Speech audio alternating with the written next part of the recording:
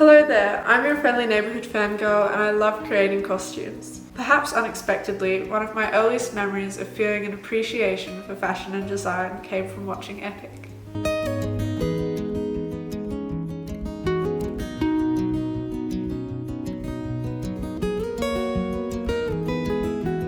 I saw this film in the cinema as a child with no knowledge of it beforehand, but I remember walking in with my family and seeing the poster and just knowing that it would become one of my favourites. The story is based on a book called The Leafman and the Brave Good Bugs, written by William Joyce, the same author of the books that inspired the Rise of the Guardians film, which is actually another childhood favourite of mine.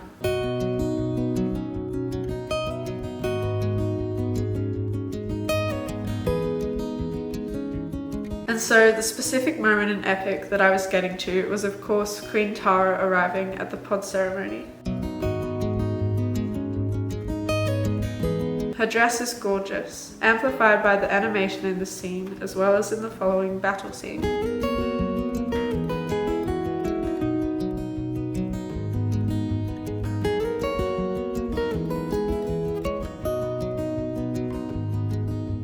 With the beginning of another year and the gift of getting older, I wanted to honour that early memory of mine by making my first cosplay of 2024 Marigold Girl, a side character that is chosen as the new queen at the end of the film, her changed costume design inspired by Tara's. This represents how inspiration from my childhood has made me who I am as a creative today. I'm very excited to share the process of this cosplay with you, so let's begin.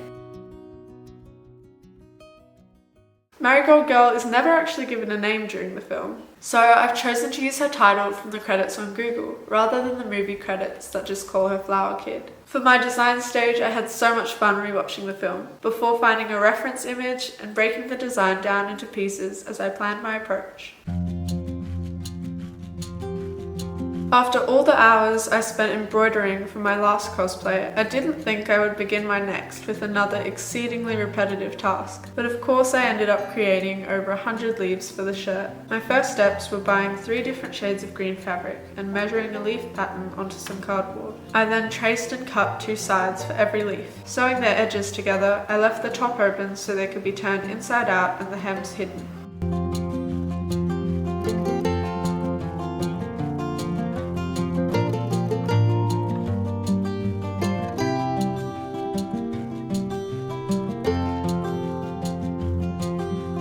My final step was sewing the leaves onto a dress I had found secondhand, the only piece of clothing for miles around that met my 3 key requirements of colour, neck height and sleeve length. The shirt actually being a dress ended up working better with the skirt.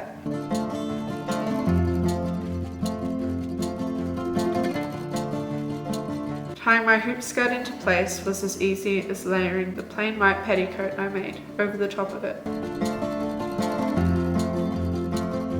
The last layer, that of the petals, was created in the same fashion as the leaves for the shirt, but this time the shape of my pattern was more curved and much larger, being measured onto some spare fabric. I traced, cut and sewed 8 petals, attaching them to a waistband that I had made with elastic inside, and that's the close stage completed.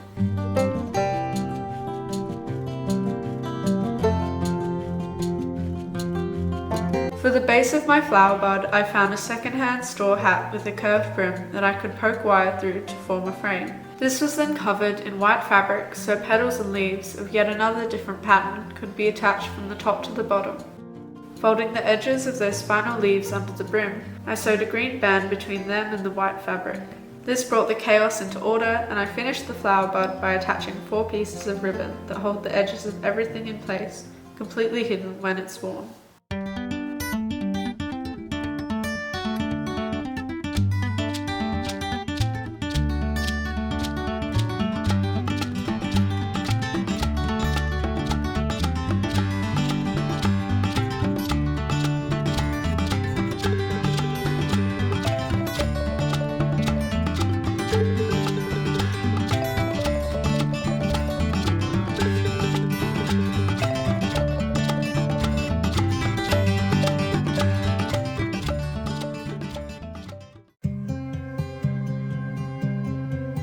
I've worked out that I'm not a fan of wigs and that I don't love hairpins, which are very much required for gathering hair as long as mine into a bun. So I chose to simply tie it all back using a band. threading my hair through halfway on the second twist to create a bun-like look.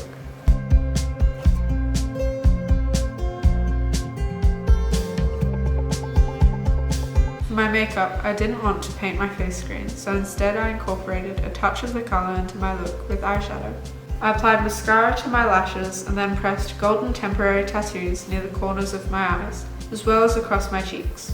This last addition was inspired by the essence of Queen Tara that blesses Marigold Girl as the new queen.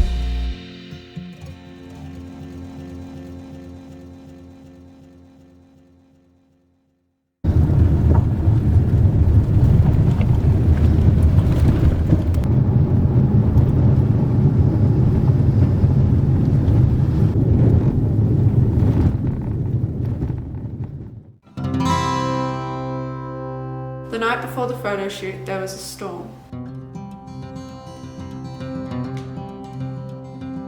This worried me at first because I had already postponed it a couple of times, and although cloudy weather is perfect for a photo shoot, rainy weather is far from perfect.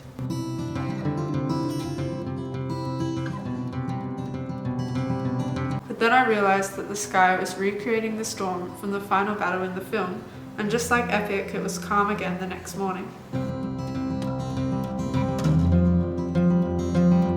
My photo shoot location was Liffey Falls. It reminds me of Moonhaven, the gathering place of beings such as Marigold Girl, and there were no humans around at all except my parents who helped me capture these photos.